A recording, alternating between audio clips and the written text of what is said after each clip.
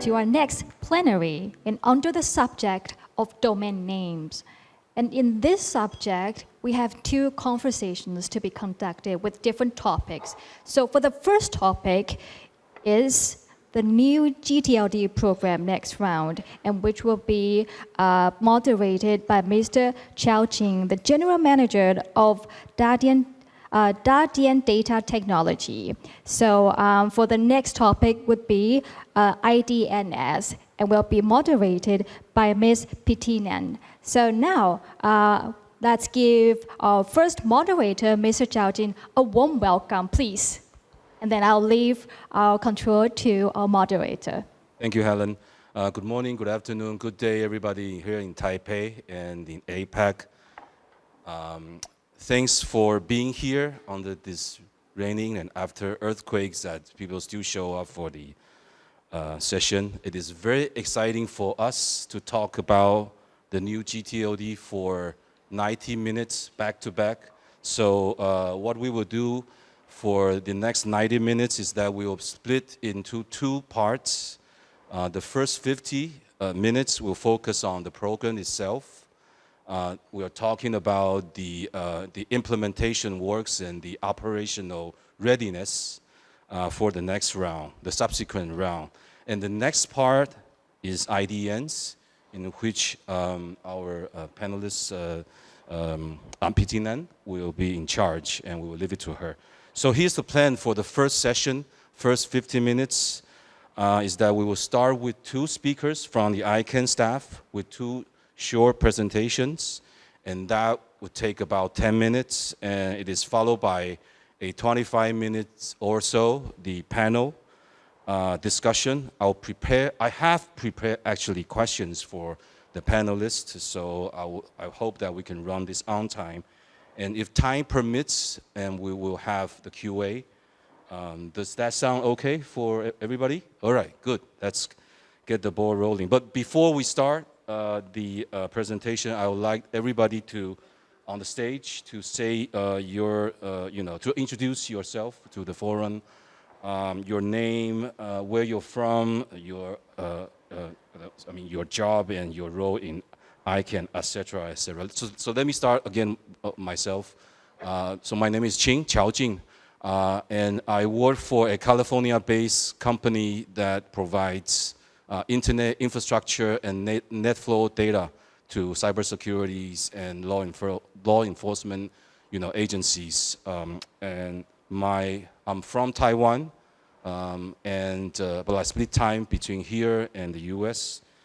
My role in ICANN is, let me think. So I'm a member of the BC, and I'm also on the SAPRO IRT, the team that helps review the draft AGB. I'm also a member of the IANA function review team. So the second one. So the IRF2, or so whatever acronym it is. So that's me, and I would like to introduce maybe Ken-Ying to start at the far end of the table. Please introduce yourself. Thank you, Jing.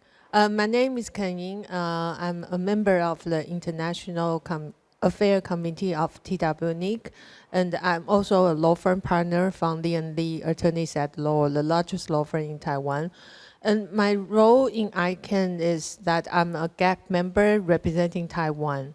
Thank you. Thank you. Please go ahead. Thank you. Good morning. My name is Pitinan Kooarmornpatana. So I am the senior manager in the Internationalized Domain Names program at ICANN. So my role at ICANN is basically working with different scripts community to make sure that all the various scripts can be used in the internet securely.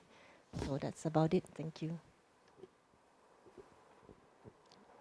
Hello, good morning. My name is Valerie. I'm from ICANN, based in Singapore office. My role in ICANN is supporting all the gTLD registries and registrars in the APAC regions. Thank you. Hello, my name is Manju Chen. I am from here. I'm from Taiwan. I am based in Taiwan. And I am a manager in NIIEPA. I don't know the Chinese name. It's NIIEPA, but it's a Taiwanese organization.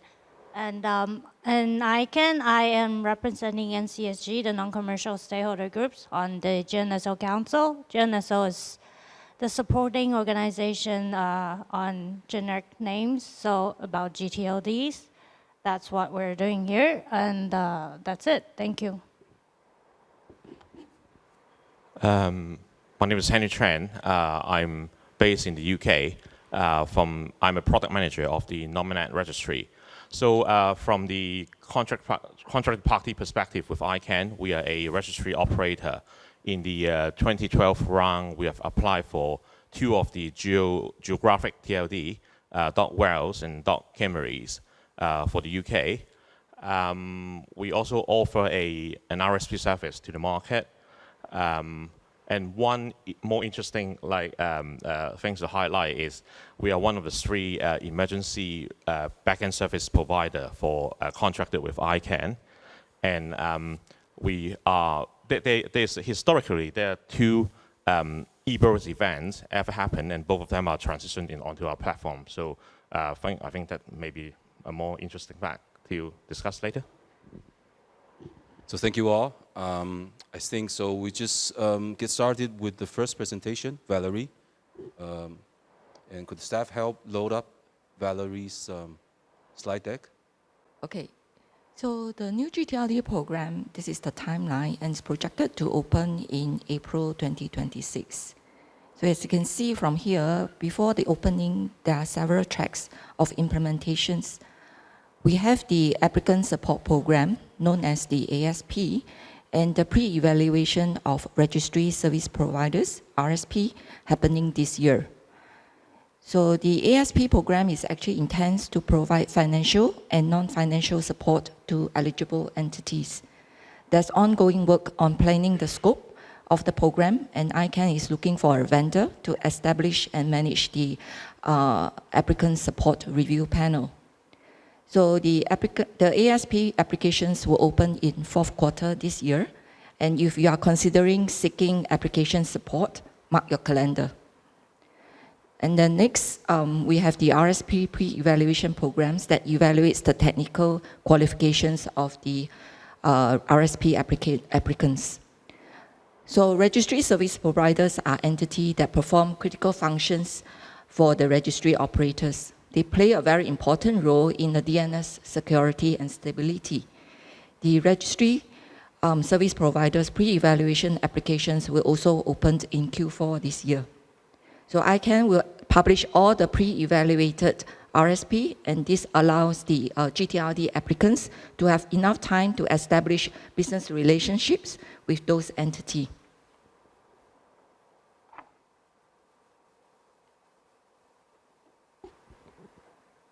The implementation review team is also working very hard on the applicant guidebook that details how to apply for the gTLD. We divide the topics into 3 groups for public comment and plan for this year. And there will be a final public comment for the entire guidebook in May 2025. After that, ICANN will take a year to operationalize the process. So we aim to publish the applicant guidebook by December 2025 after the ICANN board considerations. So I encourage you to share your feedback and concern about the proposed guidebook early to give us time to work on it. So by the next ICANN meeting in June, we will aim to publish a detailed report on the work, potential risks, and mitigation plans which you can track together with us.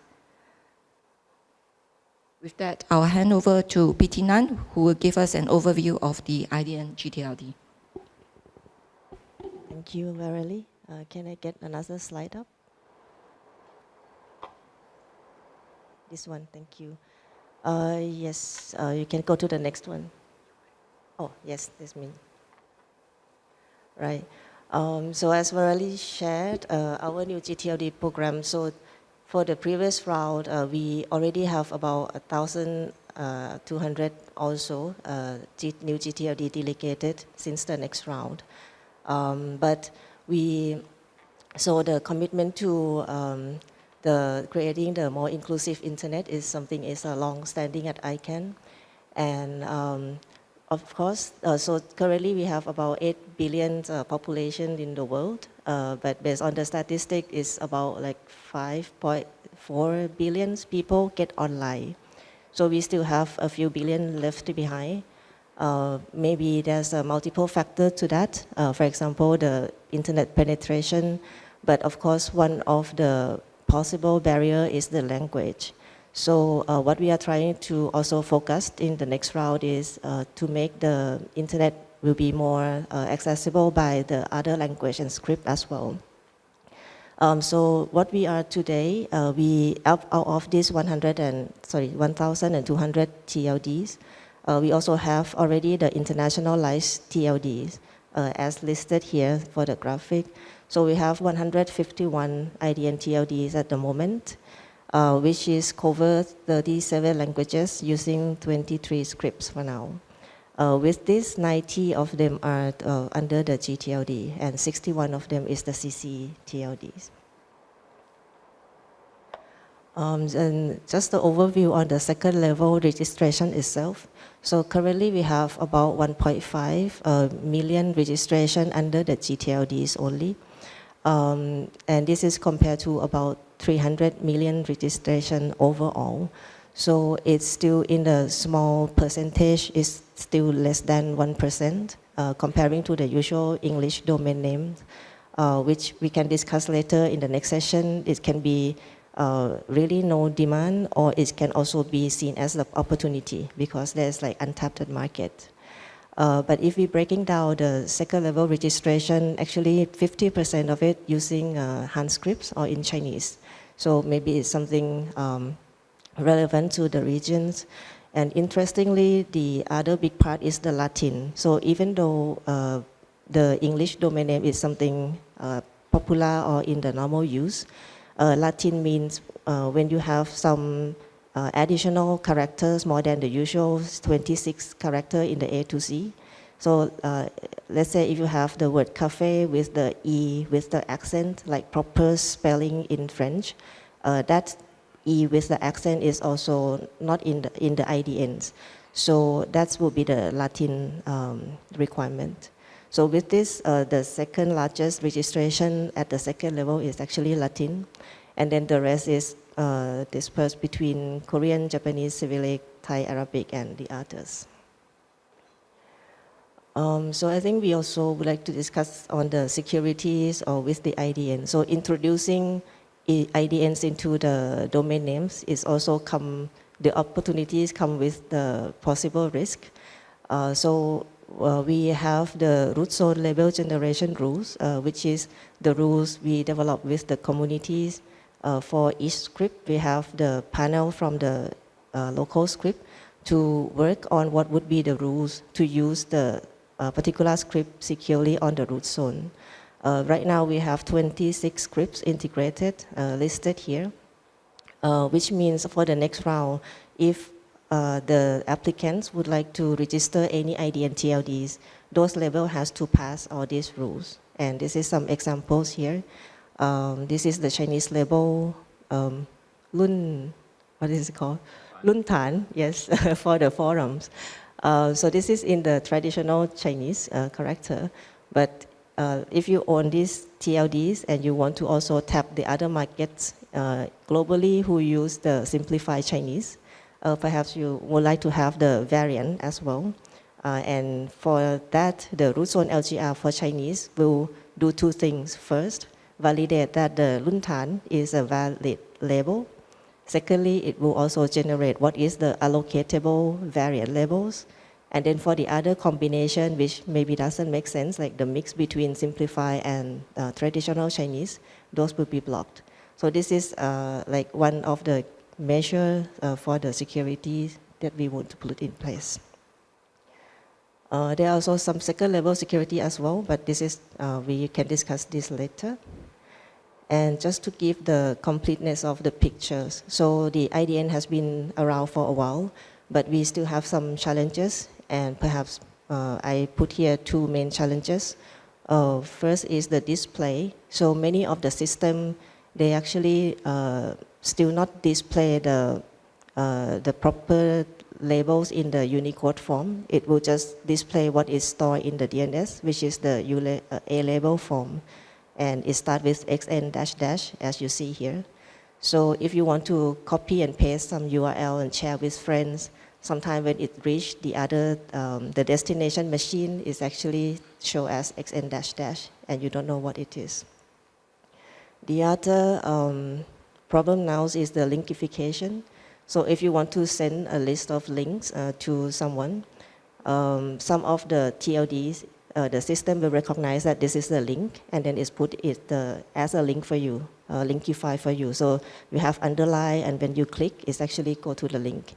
For the newer gTLDs, not necessarily to be IDNs, some of the systems still don't recognize them as the link, so it's missed to linkify. So maybe let me pause here. So hope this is the overview of the IDN gTLDs at the moment. Thank you. Thank you for both of your slides and presentation. Very clear that, just very quick summary here. So from 8 months from now, there will be a ASP and the RSP program launched. So it kind of get us a leeway to the December 2025 if everything worked out well. So that will be 18 months from now for the AGB to get published. So yeah, so it's a lot of time, but it seems like not much time left for us if you're an applicant. So let's, so thank you once again, and let's move on to the panel. So I have a couple questions. First would be a closed generic TLD. I'm going to throw this question to Ken-Ying about your views. I know that you're a GEC, representative from Taiwan. So just first question would be, what is the GEC's current position on the closed generic TLD? Very quickly to you all, closed generic TLD means that a generic term TLD, but only can be exclusively used by, say, a large enterprise. So what's GEC's view on this? What's MODA's views on this? I just like to get a sense of that. Thank you. Okay. From what I heard from the GEC meetings I have attended, I know that for the GEC members, when things come to generic TLDs, their most concern is because it's exclusive use by certain institution or organization, so they emphasize public interest a lot. So they insist that such a usage should be for public interest. But as to what constitutes public interest, I heard a lot of discussion, but I couldn't, they didn't reach a consensus on what, to provide a clear definition of what constitutes public interest. Actually, my first APAC GEC meeting, at that time, I actually offered Taiwan's contribution to Australia GEC. If they need assistance, how to define public interest, we can do, but they never call us. So my understanding is that we still insist that if there will be a generic TLD, then closed generic TLD, then we want it to be for public interest. That's the conclusion of GEC. But as for MODA is neutral in this issue. We don't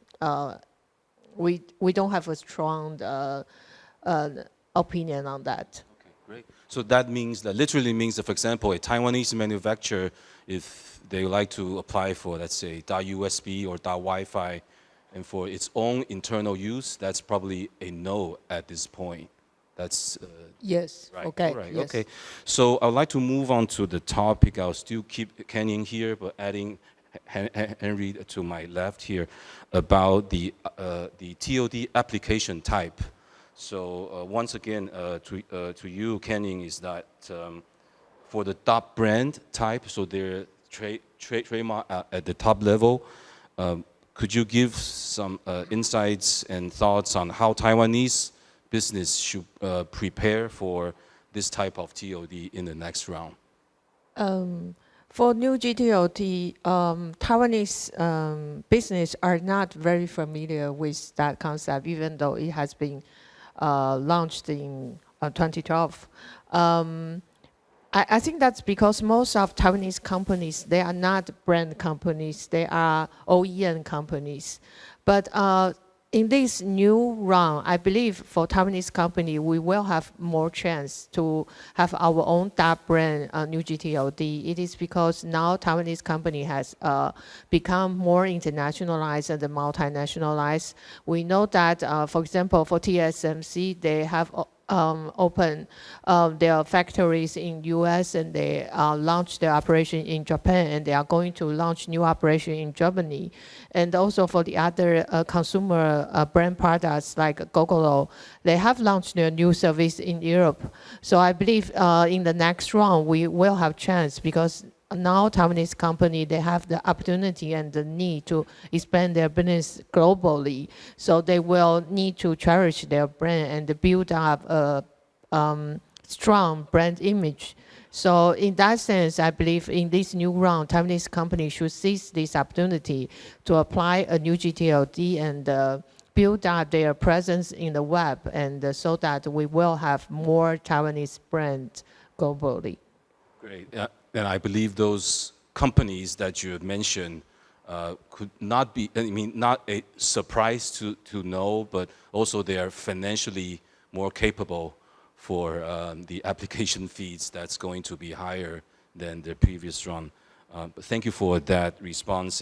So Henry, I'm going to move the subject slightly to the geo type of the TLD. So once again, the question will be how the Taiwanese government or even businesses should prepare for the next round on the geo names TLDs. Henry.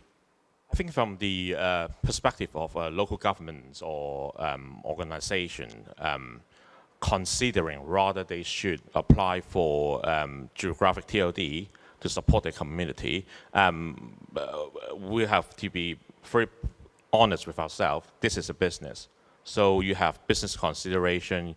You need to consider the cost of running a registry. It is a serious undertaking. You need to have a business plan and a business case for the operation. So I would recommend that you start from there. Think about what is the objective of applying for a geographic TLD. With our experience, because we operate two of the geographic TLD, I can say that you need to consider it from the public benefit kind of perspective, because Nominet, as the .uk country code registry, we have a mandate to do public benefit in terms of like supporting digital economy, etc.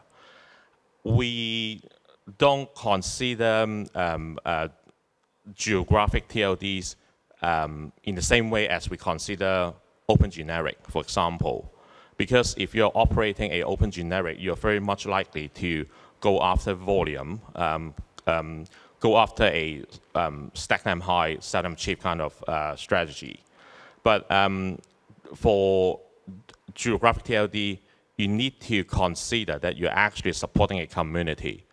Using the Wales example, Wales is one of the 4 home nations of the United Kingdom. They have a very strong cultural heritage. And there's a demand in the internet space to identify themselves as Welsh. So as long as you have a sound business case with sufficient volume, I'm not talking a lot, I'm not talking about millions of domain names, that support the ongoing running costs of the TLD, then I think it makes sense to give it a consideration. In a separate event, we talk a lot about costs, right? It's going to be an application fee, ongoing registry backend, and then the annual fee with ICANN. Yeah, that is correct, and that's accurate description of what's going on. But I also recommend that we should be more open in terms of the business model. One of the possibility is the profit sharing with a back-end RSP, where you can actually share the cost or the entry fee setting up a TLD with them. And I can see that a lot of the RSP on the market will be open to that option as well. Great. Thank you very much. I think a lot of opportunities in the gTLDs, especially we see in APAC, there already a successful case on .Tokyo, and Taipei, .Taipei is catching up, as well. So great to know that. Thanks again. So the next one is about the ASP, the Applicant Support Program. So I'd like to bring Manru under the spotlight for that. I would like to ask you about why is it important for ICANN to promote the ASP now, and how a Taiwanese nonprofit or even an underserved communities could take advantage of this ASP program. Thank you, Manru. Thank you, Ching. So why is it important for ICANN to promote ASP now? I guess because they failed very much in the first round, in the 2012 round. The ASP, they only had 3 applicants in 2012, and only 1 got the support, which the person is sitting right in front of me. It's Kids. So, I mean, it was a bit flop in the 2012. That's why they have to definitely promote ASP this time. And I guess for them also, to prove that it really works, and in a sense, to promote what ICANN has been always saying, what they do for new gTLDs, which is increase consumer choices, increase consumer trust, and of course, create more new gTLDs on the internet. In terms of what Taiwanese nonprofit can use this opportunity, I think, so first of all, I want to correct this misconception. A lot of people will be like, oh, we're from Taiwan, maybe we won't be eligible because we're not the least developed country, or we're not the underserved country. But it's not true. So for the SP this time, there are several criteria you can meet. You don't have to meet all of them. There are several. For example, you can be a nonprofit, or you can be an intergovernmental or international nonprofit, or you can be a tribal or indigenous group, or you can be a small micro enterprise with a social cost. And these are all the criteria you can meet, and you don't need to meet all of them. So if you're a nonprofit in Taiwan, you can actually apply for applicant support.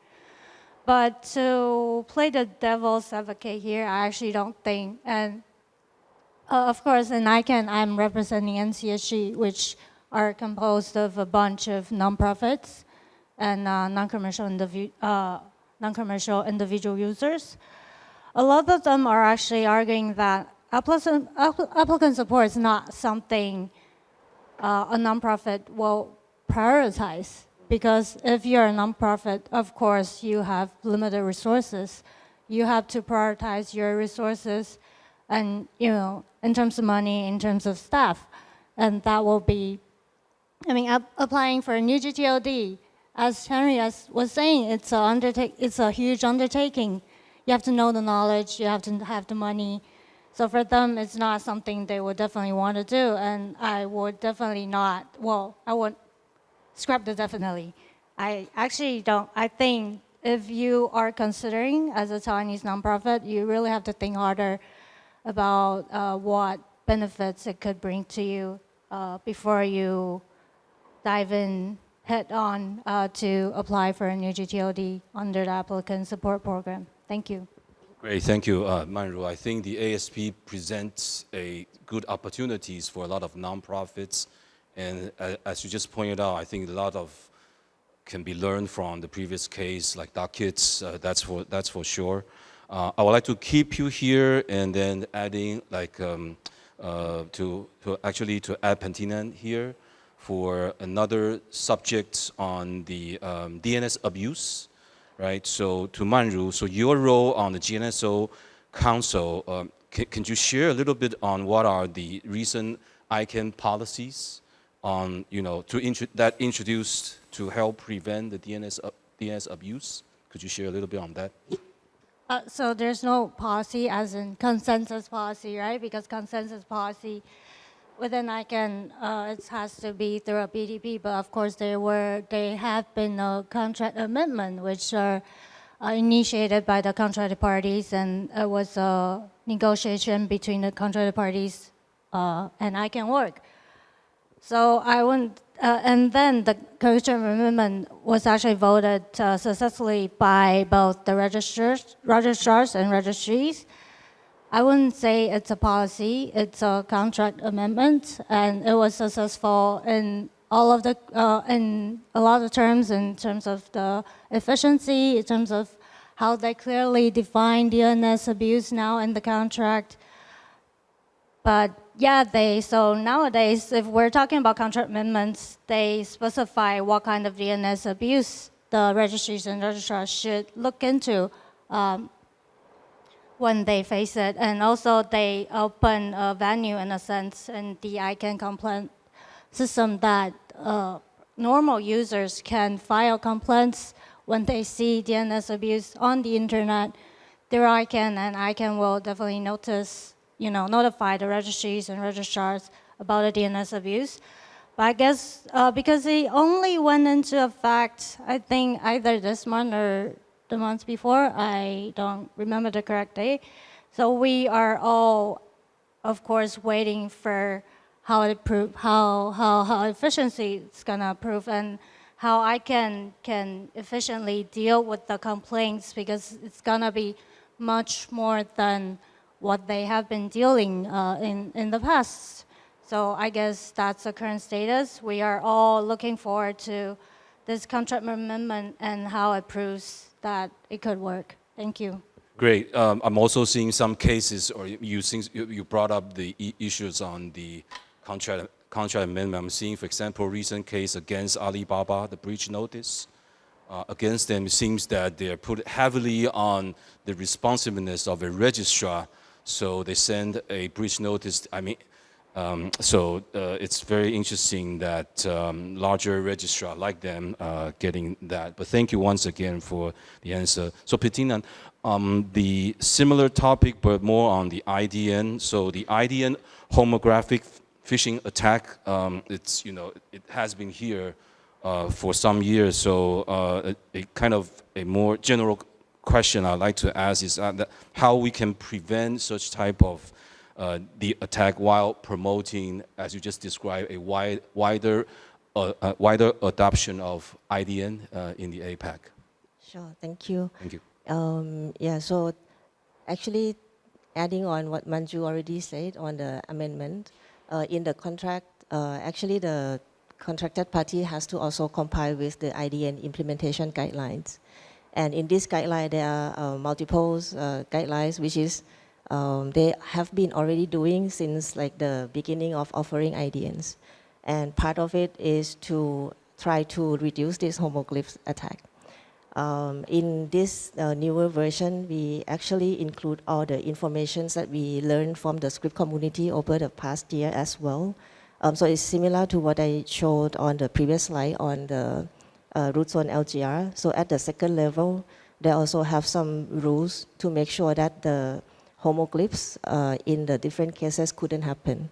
Of course, we cannot address all the risk, but for the obvious risk, it's already kind of ingrained into the technical level of the rules.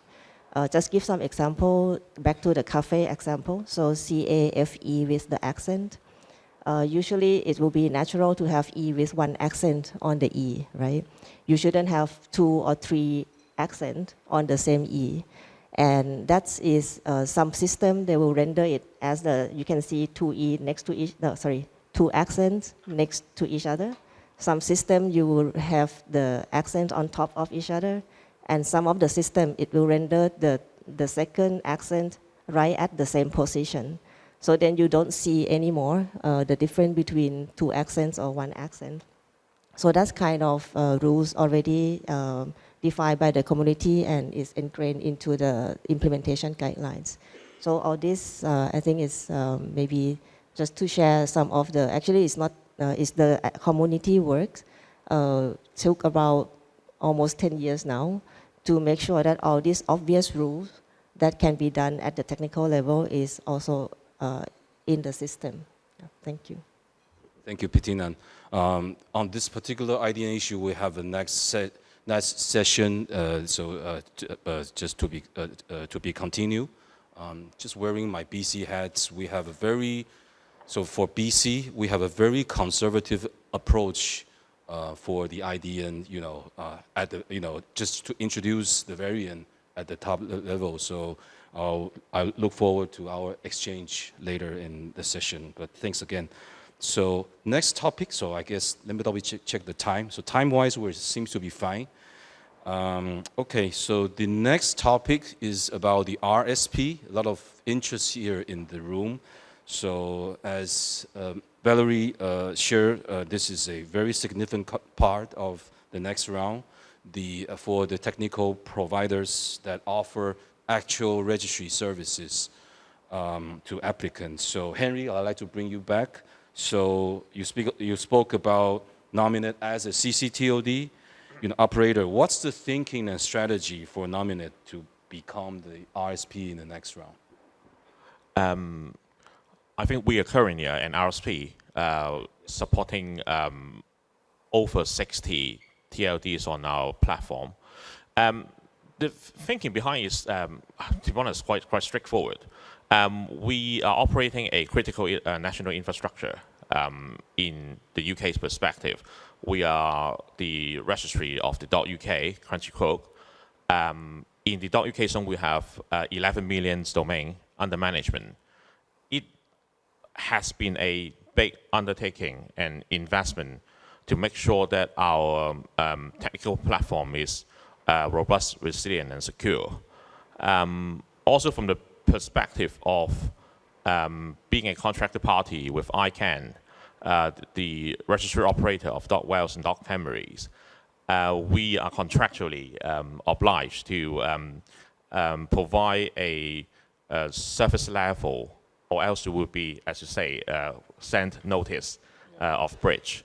So from that perspective, Nominet has always been investing heavily from both the technical and the operational perspective to make sure that we are taking good care of .uk and our two new gTLD TLD. That makes a lot of sense to us because in reality, having 100 or 1,000 TLD on our platform, the difference between that and having .uk, Wales and Camries, the cost to us would be incremental. And because of our constitutional obligation in providing public benefit, it makes a lot of sense for us to provide this technical platform, the RSP, to especially geographical TLD or brand TLD who are aspire to take part in improving their engagement in the digital namespace. So that is simply our strategy. That's why we have been the RSP in the last 13 years, since 2012. Thank you. Thank you, Henry. So I guess that's a good reference for other gTLD peers. I believe that TWNIC could be an interest of becoming an RSP. I know many other APAC gTLDs will become or has become one. So the similar question to Valerie about the RSP is that the question will be for a potential Taiwanese gTLD applicant. Should it just itself become a RSP or use other RSP as the backend? What would you say to them? gTLD applicants for the next round may operate the critical registry functions in-house, but it still needs to be evaluated through the RSP program. be it pre-evaluation or during the application phase, before its gTLD application can be approved. So I would say it depends on the technical capability of the applicant. The RSP pre-evaluation will actually shorten the time required to evaluate the new gTLD applications, because we separate the evaluation of the technical aspects of operating the gTLD from the application of the gTLD. So it's better to get into the pre-evaluation stage early. Great. Oh, that's very concise and very straightforward. And so probably another follow-up question to you, Valerie, especially on the RSP. Could you share a little bit like the market landscape here? So we just talked about the CCTLDs. I mean, having CCTLD also running as a RSPs. What's the market landscape here, like in APAC versus the world? So since the last round, 2012, there were many market consolidations of the registry operators for the new gTLD. There are two types of registry operators. One, they perform the registry service in-house, the critical functions, they run the critical functions for their own organization, gTLD. The other one is outsourced to the external registry service providers. So what we see is there are about a third of the RSP in the Asia-Pacific region, running about 25% of the new gTLD globally.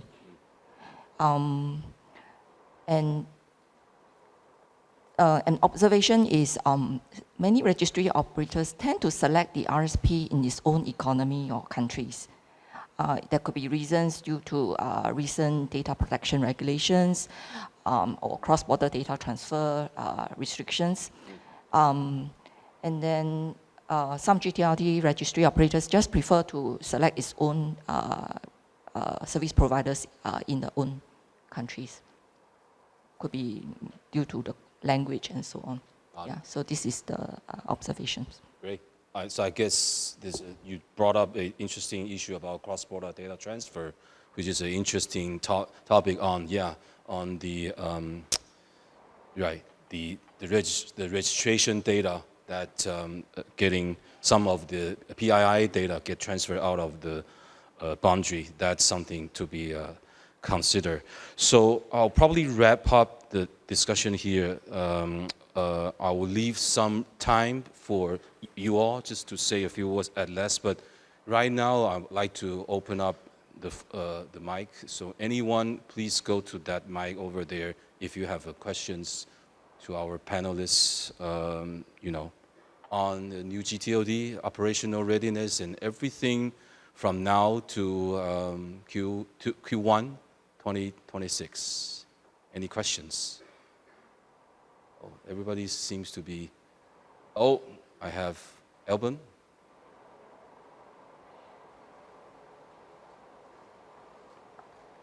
Anyhow, was it Alban? Yes. Hello, I'm representing Alban. I'm representing sales CSC. My name is Alban. I have two questions to you. The first one is that we want to. Sorry, I'm speaking Chinese for some reason. Let me rephrase. So there are two questions I want to ask. The first one being a question on how we actually encourage or promote the usage of new gTLD. I think the matter of fact is that people most likely don't know how to use a new gTLD. There's only a small subset of industry people who actually understand this, and in order to encourage that, we need ROI. We need to justify, the commercial benefits of it. It needs to come from a marketing perspective, from a cybersecurity perspective, and whatnot. So I wonder whether the panel have any opinion on this. So that's the first question. The second question is specifically for Henry. We want to encourage adoption of new gTLD, especially .brand as well for the corporation. Now, there are concerns about, I think most corporations would like to have some local registries, local operator to support them.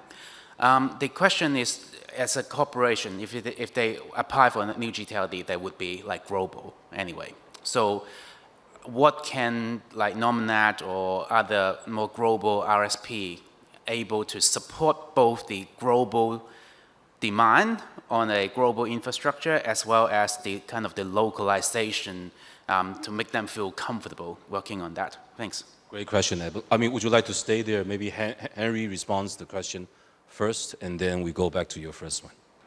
I will start with the first question. In fact, I would like to bring up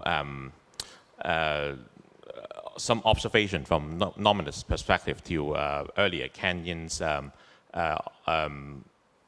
comment around corporation in China and not or maybe considering applying for their brand TLD. From Nominet's perspective, we have quite a few brand TLD on the platform, including the TLDs of Microsoft and Amazon. We are aware that a lot of these brand TLD, although from the outside they're not very visible, they haven't really absorbed them in the marketing and branding perspective just yet. But we are aware that they are utilizing the TLD in a lot of the internal processes because of the security reason. From the manufacturing perspective, I will use Gucci as an example, which is a TLD on our platform. We know that they utilize Gucci a lot in the internal manufacturing processes because they have multi-location manufacturing plants and logistic location or whatnot that require digital communication or communication over the internet or the DNS to be precise. And having control of your own zone or TLD gives you a lot of opportunity to harden the security, if you like. You can apply a lot of the security protocol, for example, something related to the digital signature or SSL. You can apply a lot of protocol around email communication or whatnot, etc. So that gives a corporation, especially like those in Taiwan, where it is more manufacturer oriented, where you would have multiple locations where you need digital communication through DNS, the opportunity to upgrade the security. So I will leave that remark there when you may or may not be considering the application for next one. The second, specific question around how, for example, us as a global registry service provider, how do we make sure that local, for example, Taiwanese company or even in APAC, how do we support them in the localized sense? So I think our position is that because we're a not-for-profit organization, having, as I say again, the constitutional obligation to provide public benefit, we are open to collaboration with different organizations in APAC, in Taiwan. The business model, again, can be very flexible. We are open to discussion around maybe we'll have local partner to support the localized need, the time zone, the language, or whatnot.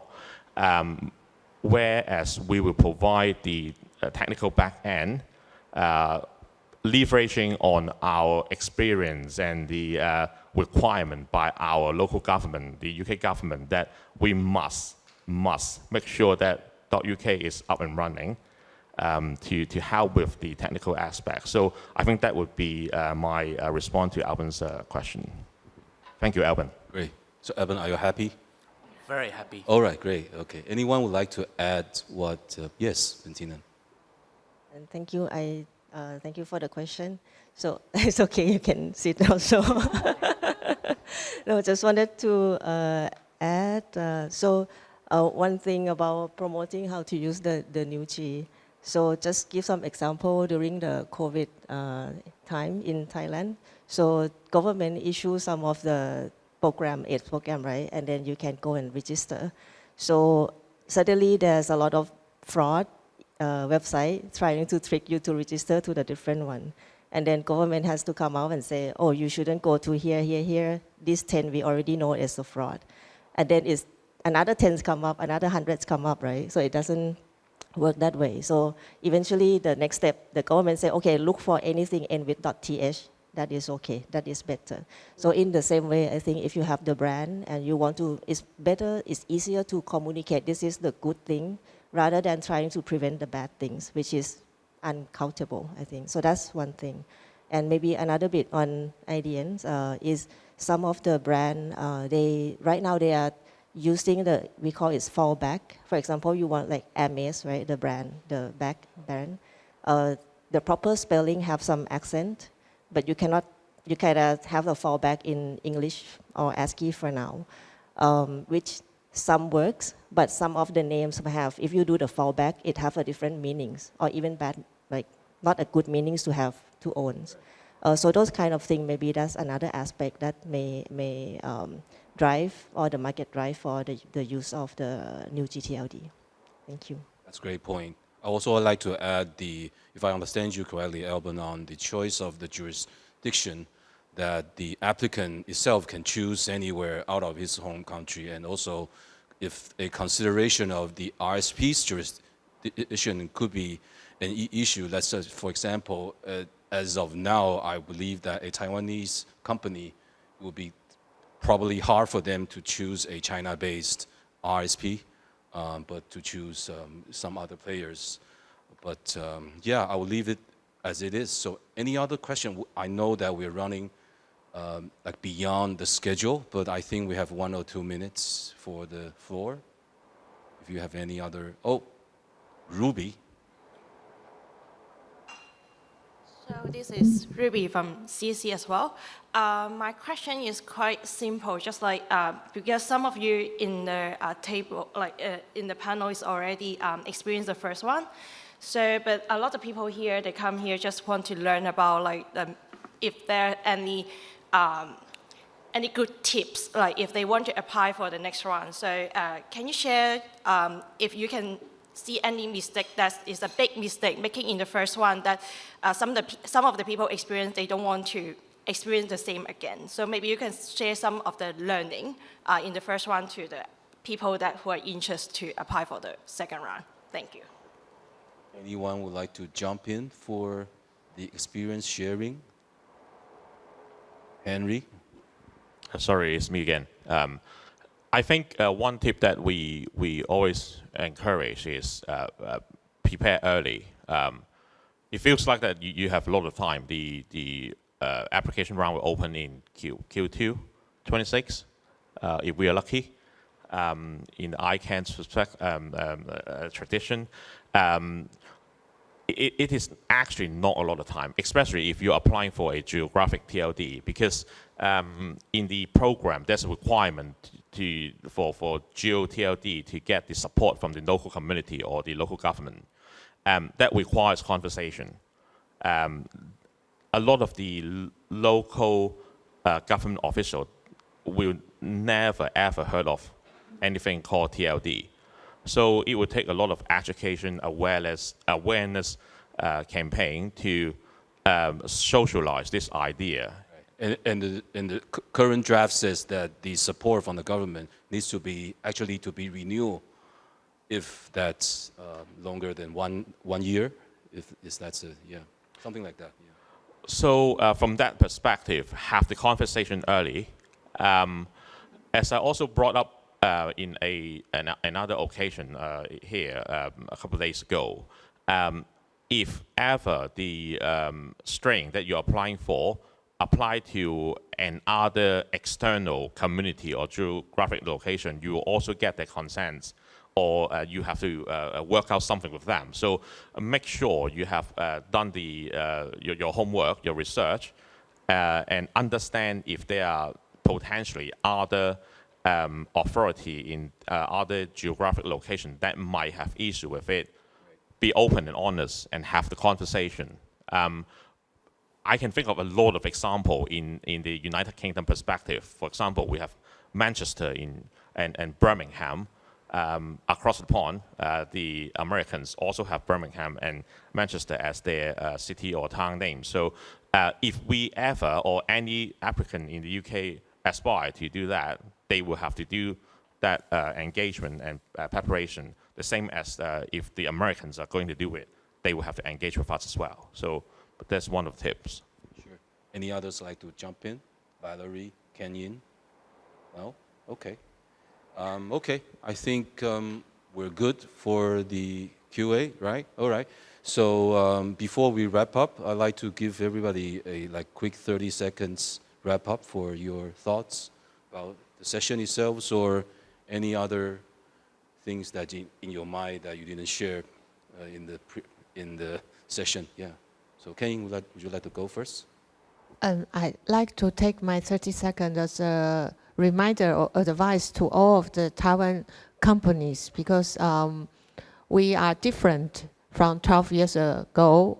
We now globalized. We have our own brand, and everybody in the world now look up to us because they need chips and other technologies, including AI and software. So it's the moment that we should seize to apply for more new gTLD to let the world see more of us, Taiwan. Thank you. Great. Thank you.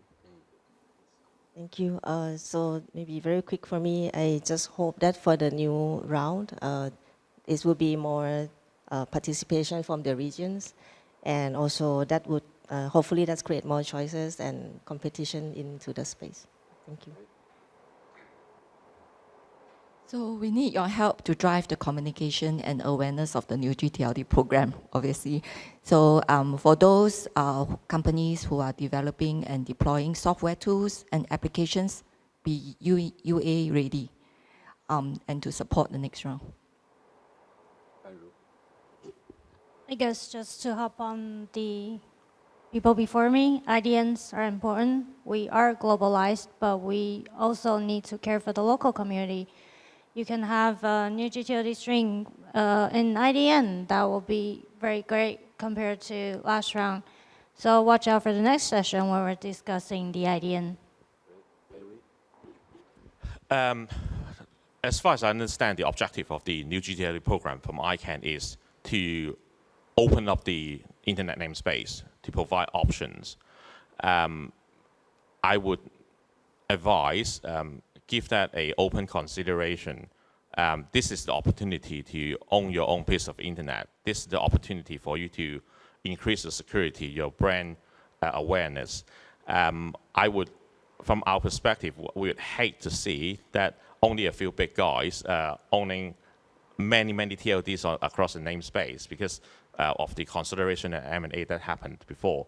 We want new player in. We want people to take part. So that is my closing remark on that. Great, thank you all. I guess that's all the time we have. There's lots to digest, and feel free to engage with us. The panelists on the stage, ICANN and TWNIC. After the session, I would be glad to talk about the subsequent round. So let's now pass to Pitinan and the next few panelists. But let's give them a round of applause. Thank you very much. Thank you.